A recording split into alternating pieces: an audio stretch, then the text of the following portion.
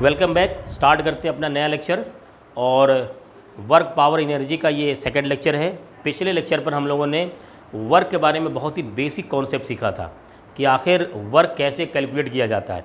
और एक बहुत ज़बरदस्त जो कन्फ्यूज़न लोगों में है कि अगर जो वर्क डन अगर हम फोर्स और किया देखें कि अगर मान जैसे कूली है तो कूली कहा जाता है भाई उसका वेट जो उसने वेट लिया हुआ है वो उसका लोड नीचे की तरफ है और डिस्प्लेसमेंट आगे की तरफ है, दोनों के बीच में एंगल 90 है, इसलिए वर्क डन 0 है। गलत बात है, बल्कि ये उस फोर्स की वजह से जो वर्क डन है वो आपने कैलकुलेट किया।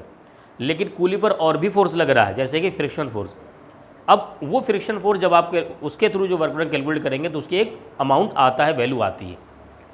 तो ये मैंने आपको बताया था कि जो वर्क डन होता है किसी स्पेसिफिक फोर्स के थ्रू कैलकुलेट किया जाता है ना, किसी फोर्स के थ्रू कैलकुलेट करना होगा।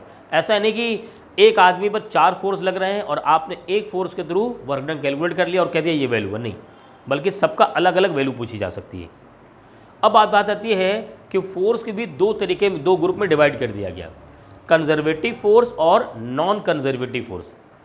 ये क्या होते हैं इनको पहले एग्जाम्पल के फॉर्म में समझेंगे, है ना, डेफिनेशन से नहीं बल्कि एग्जाम्पल से, ताकि फील आए, हमें विजुलाइज होने लगे कि यार ये चीज़ ऐसी है। चलो, क्या हमने इंक्लाइंड प्लेन पर एफबीडे ड्रॉ करना सीख लिया है? क्यों भाई बोलिए, सीख लिया है ना। तो मान लीजिए ये एक इंक्लाइंड प्लेन है और एंगल थीटा है और यहाँ पर मैंने एक ब्लॉक ये ले लिया मास m का। एक्चुअल में ये था यहाँ पर और मैं इसको लेकर जा रहा हूँ यहाँ, ठीक है। और इसकी जो लेंथ है वो L है, यानी ये जो लेंथ है वो L ले लिया मैंने, ठीक है। इस पॉइंट को कहता हूँ मैं A B C। तो मैं इस ब्लॉक को कहाँ से ले गया, मैं A से लेकर ले गया C तक।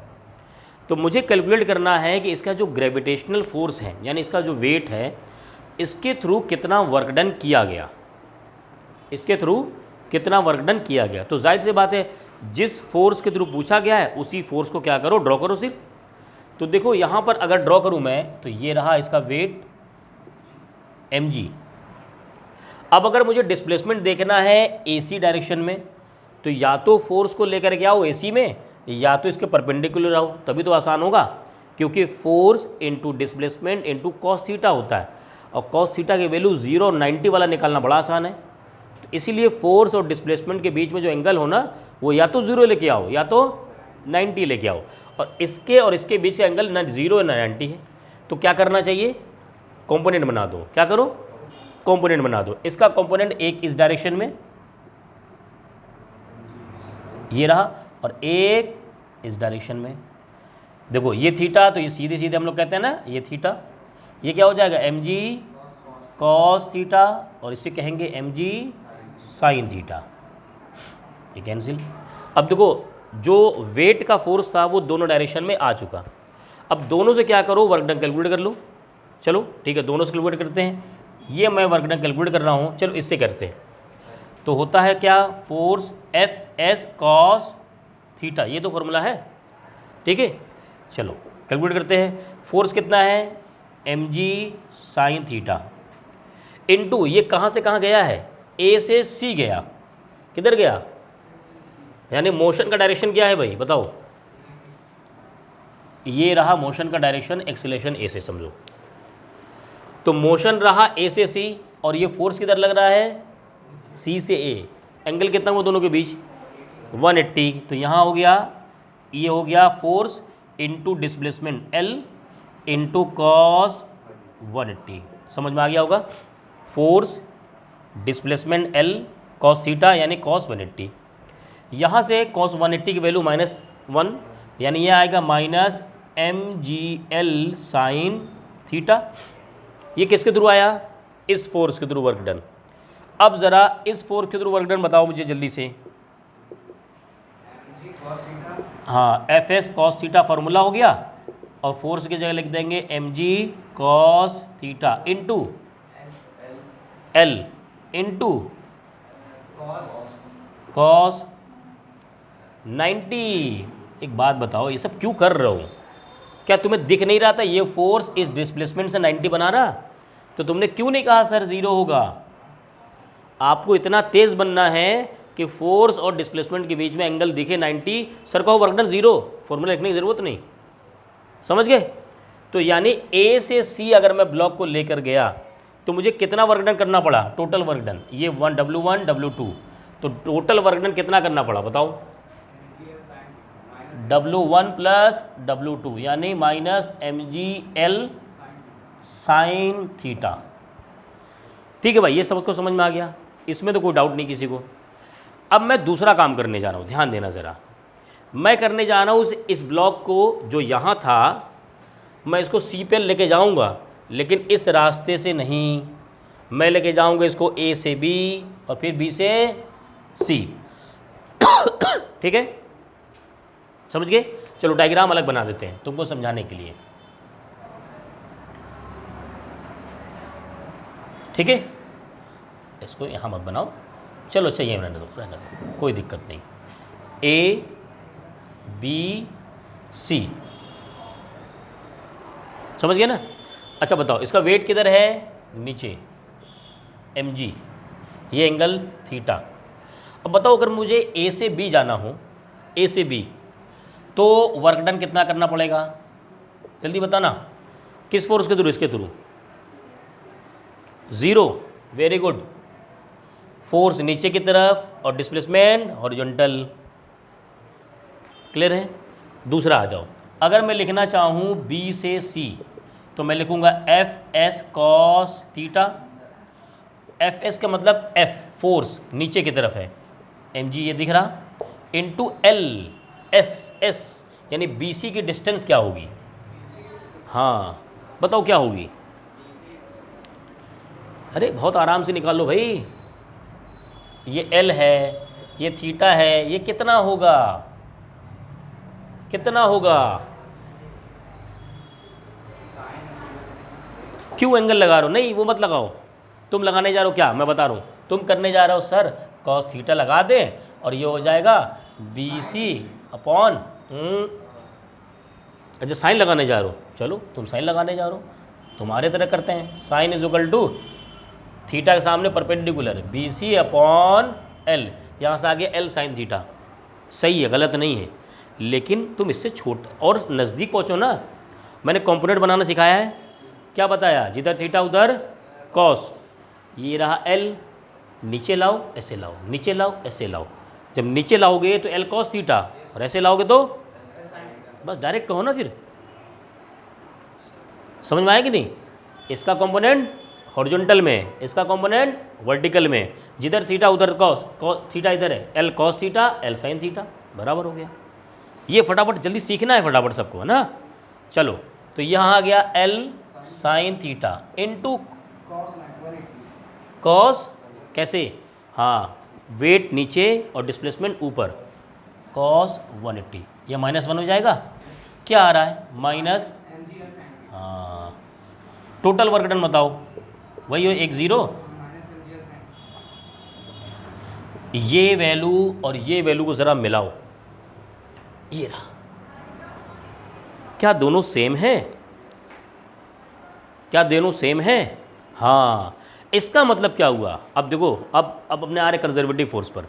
इसका मतलब ये हुआ कि ऐसा फोर्स जिसके थ्रू वर्क डन किया जाए और वो पाथ पर डिपेंड ना करे, वो पाथ पर डिपेंड ना करे, बल्कि किसी रास्ते से वर्क डन करो लेकिन वो सेम हो।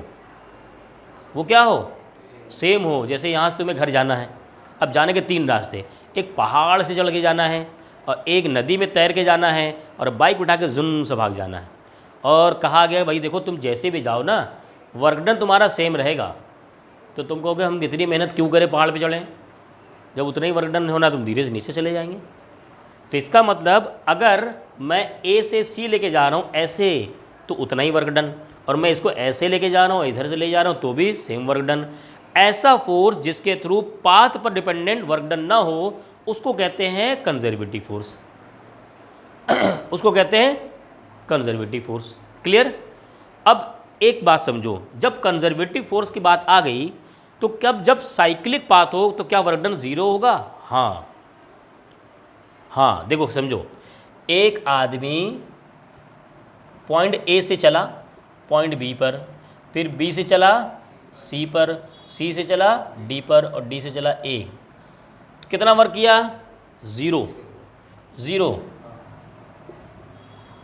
तुम कहोगे सर ये तो मैं पहले जानता हूँ, डिस्प्लेसमेंट ज़ीरो है तो ज़ीरो तो हो गया, फिर आप इतना घुमा के क्यों बता रहे हैं?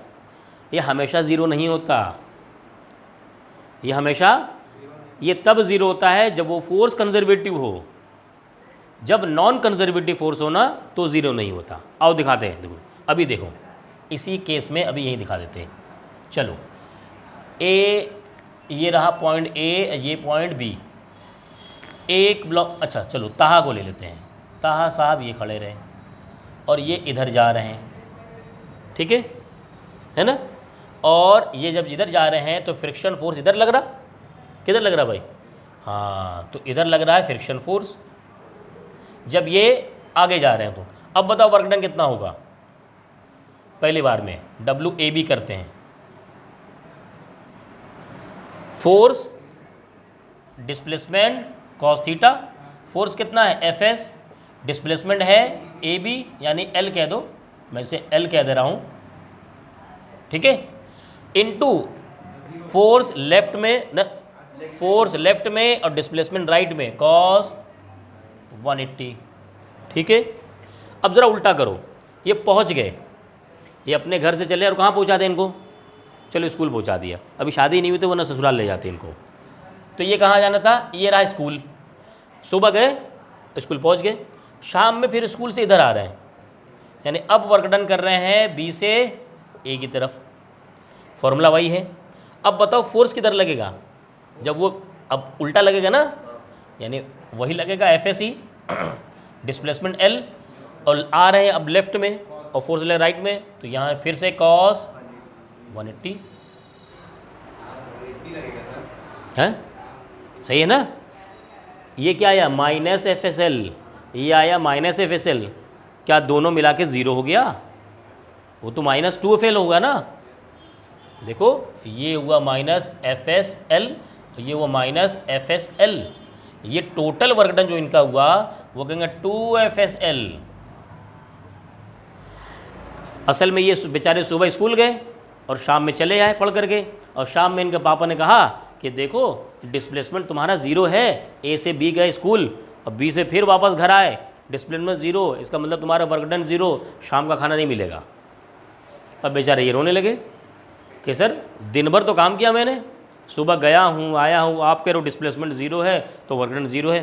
फिर आपको और पढ़ाई करनी पड़ेगी, समझाना पड़ेगा कि पापा आप जो कैलकुलेट कर रहे हैं ना वो मेरे वेट से कैलकुलेट कर रहे हैं, वो कंजर्वेटिव फोर्स है, आप ज़रा फ्रिक्शन वाले फोर्स से कैलकुलेट करिए, वो नॉन कंजर्वेटिव फोर्स है, उससे वर्क डन निकालेंगे ना तो निकल के आएगा, वो आएगा -2 एफ एस एल है। हाँ, डबल काम किया है और वो ज़ीरो हो जा रहा था। तो अब हमें समझ में क्या आया कि कंजर्वेटिव फोर्स और नॉन कंजर्वेटिव फोर्स में डिफरेंस है। कंजर्वेटिव फोर्स के थ्रू जो वर्क डन होता है वो पाथ डिपेंडेंट नहीं होता है, और नॉन कंजर्वेटिव फोर्स के थ्रू जो वर्क डन होता है वो पाथ डिपेंडेंट होता है। कंजर्वेटिव फोर्स के थ्रू जो वर्क डन होता है वो साइक्लिक प्रोसेस में ज़ीरो होता है, नॉन कंजर्वेटिव फोर्स में साइक्लिक प्रोसेस में ज़ीरो नहीं होता। ए से बी से ए आए, ज़ीरो नहीं हुआ, इसमें क्या हुआ? ज़ीरो हो गया। क्लियर, समझ में आ गया? चलिए नोट करिए इसको, और जो मैंने कहा है ना उसको सेंटेंस में लिखना भी है, वो बहुत ज़रूरी है।